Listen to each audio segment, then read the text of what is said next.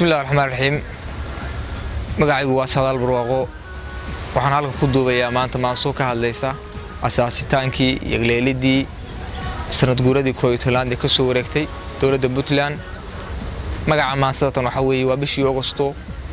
guud ahaan bulshada reer Puntland waxaanu rajeynayaa caafimaad barwaaqo iyo nabad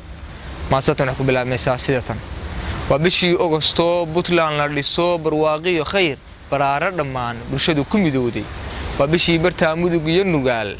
bartamaha bari iyo karkaar banaanka sool iyo sanaag bulshadii boqor uu ku beeray intay barwaaqo u hoodhayo barqana gooray ku joogto intay talo beegsadeen Puntland ta binicdaniyo beeyeen maamulka taladii aad beegsateen go'aankiin lagu baraar Puntland ta baahsano beeyadu ay tuuran tahay furaha iyo badaha loo barwaaqadu ay dhextaal batroolkuna uu ka buuxo barbaartuna tumantaho batarka ay ciyaarayaan badbaado Allah hayee badina gobolada dhamaan badankood wada yihiin amaan haddaan beegsado ujeedka bartay maansadu u socoto beelana boqor aan ka tuugno inuu baal ina ka mariyo baraarana aan ka tuugno barwaaqiyo khayr ka tuugno inaynaan kala bahoobin bulshadu kala baadiyoobin colaad iyo baylah iyo beelana aan arag dhamaan ayaan boqorkeen ka tuugin